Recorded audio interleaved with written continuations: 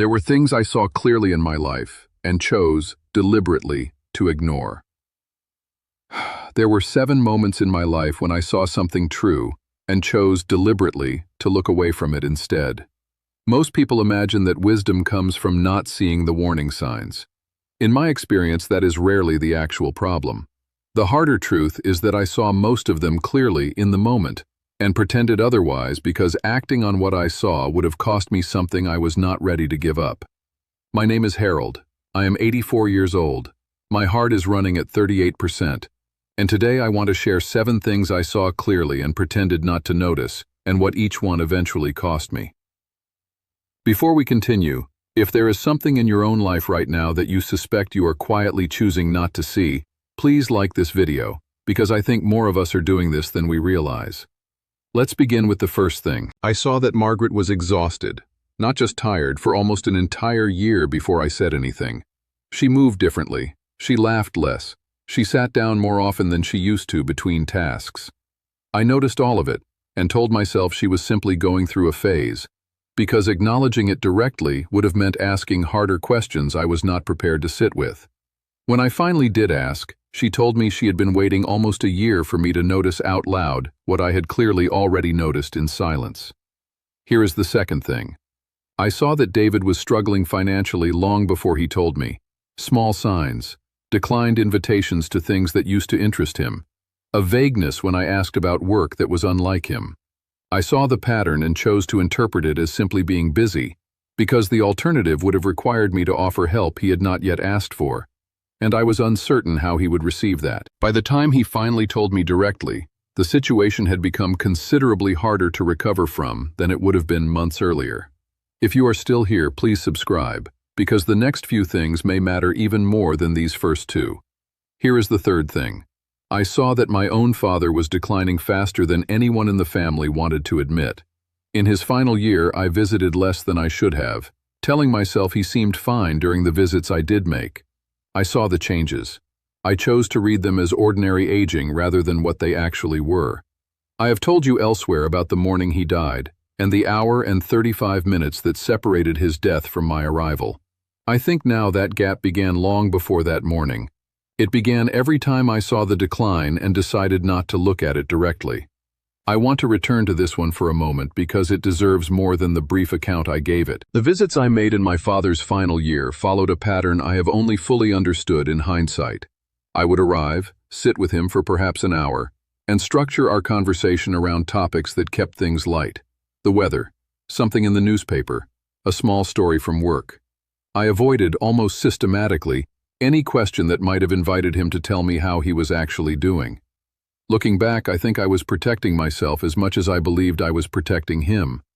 If I asked directly and he told me the truth, I would have had to actually sit with the answer, rather than drive home telling myself the visit had gone reasonably well. My mother told me once, years after he died, that he had mentioned to her, after one of my visits, that he wished I would simply ask him how he was doing instead of talking around it. He never said this to me directly. I only learned it secondhand after it was far too late to do anything differently. I think about that secondhand sentence often.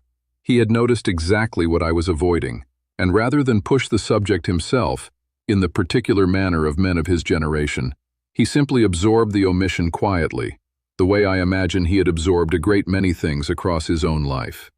Here is the fourth thing. I saw that Gerald was in real financial trouble before he ever asked me for the loan. He had started declining invitations that involved any cost. His usual generosity at gatherings had quietly disappeared. I saw it and said nothing, telling myself it was not my place to bring up something he had not raised himself.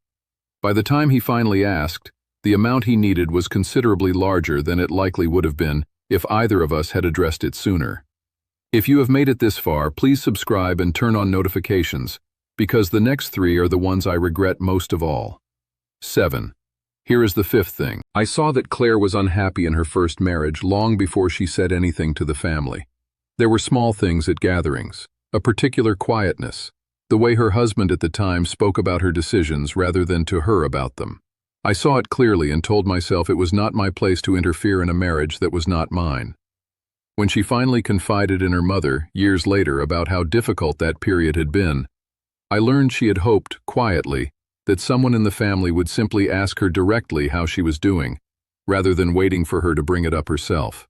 Here is the sixth thing. I saw the early signs of my own heart trouble for months before the parking garage. A specific tightness, a fatigue that did not match my level of activity. I noticed these things and dismissed them individually as ordinary signs of getting older, because taking them seriously would have meant slowing down in ways I was not prepared to accept. The cardiologist told me afterward that the signs had likely been present for at least 6 months before the actual event. 6 months I spent seeing something and choosing not to see it. I want to add more to this one as well, because the months before the parking garage deserve a fuller account. In the weeks leading up to it, I noticed a particular pattern most mornings. A tightness across my chest while climbing the stairs at the office, gone within a minute or two, easy to dismiss as simply being out of shape for a man approaching 50. I told myself I would start exercising more seriously, the way men tell themselves this kind of thing without any actual plan attached to the intention. Margaret noticed something too, in her own way. She mentioned, more than once, that I seemed more tired than usual, that I was going to bed earlier and still waking up exhausted. I dismissed her observation the same way I dismissed my own, attributing it to a demanding period at work, rather than considering it might be connected to anything more serious.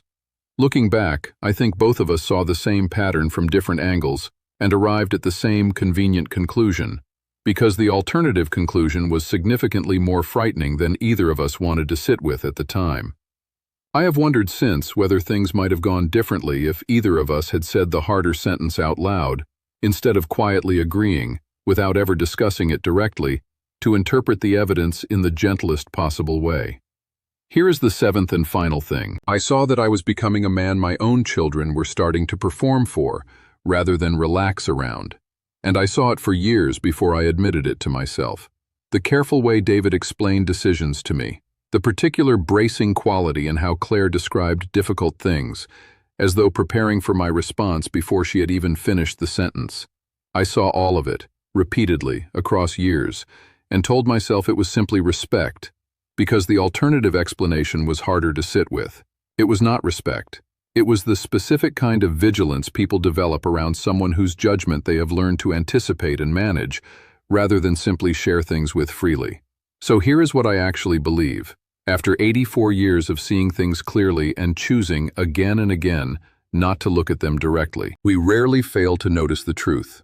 We notice it perfectly well. What we actually do is negotiate, quietly and privately, with how much that truth is going to cost us if we admit we have seen it. Now tell me in the comments, is there something in your own life right now that you suspect you have already seen clearly and are simply choosing not to look at directly? I read every single comment, and I would really like to know. I am Harold, and there is more to say. I will say it.